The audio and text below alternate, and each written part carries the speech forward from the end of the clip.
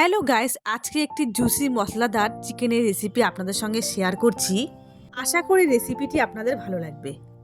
এখানে নিয়ে নিয়েছি চিকেনটাকে দেখুন এরমভাবে কেটে নিয়েছি। এবার একটি মশলা রেডি করছি। দিয়ে দিলাম 1 চামচ আদা রসুন পেস্ট, জিরের গুঁড়ো, ধনের গুঁড়ো, লঙ্কার গুঁড়ো, হলুদ গুঁড়ো, গোটা জিরে, কাসুরি মেথি, 2 চামচ কর্নফ্লাওয়ার, সামান্য একটু রিফাইন অয়েল, 1 চামচ কাশ্মীর লঙ্কার গুঁড়ো, সামান্য একটু জল দিয়ে ভালো করে মশলাটাকে রেডি করে নিলাম।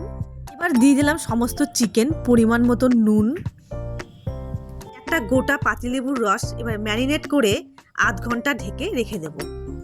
এবার চলুন একটা মশলা রেডি করছি। মিক্সিং জারে নিয়ে নিলাম একটা বড় সাইজের পেঁয়াজ, 10-12 টুকরো রসুন, কটা কাঁচা লঙ্কা, কটা শুকনো লঙ্কা, একটা গোটা পাতিলেবুর রস। ঝালটা আপনারা আপনাদের পরিমাণ মতন দেবেন। এবার এটাকে পেস্ট করে নিলাম, দেখুন এইভাবে করবেন।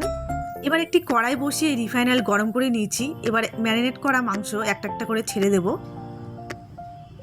আর ভাজার সময় অল্প কটা করেই ভাজবেন, না হলে কিন্তু মাংস থেকে জল বেরিয়ে আসলে ভালো মতন ভাজা হবে না। ব্যাস আমার একদিক ভাজা হয়ে গেছে, আমি উল্টে দিয়েছি। এবার ভাজা হয়ে গেছে, উঠিয়ে নিচ্ছি আমি।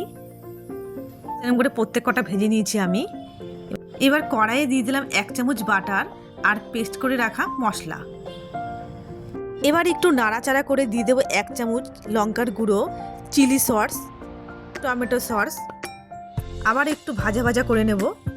দিয়ে দেবো স্বাদ মতো নুন, ধনে পাতা।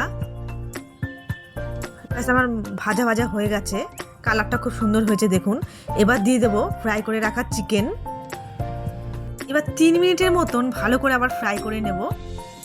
ব্যাস আমার হয়ে গেছে। এবার উপর দিয়ে দিয়ে দেবো ধনে পাতা। ব্যাস আমার রেডি হয়ে গেল জুসি মশলাদার চিকেন রেসিপি। অবশ্যই বাড়িতে আপনারা একবার ট্রাই করে দেখবেন, খেতে কিন্তু ভীষণ ভালো লাগে। তার সাথে নিয়ে নিয়েছি পুদিনা পাতার চাটনি আর স্যালাড। আমার আজকের রেসিপি আপনাদের ভালো লেগে থাকলে অবশ্যই পাশে থাকবেন। আমি যদি নতুন নতুন ভিডিও আপনাদের সঙ্গে শেয়ার করতে পারি।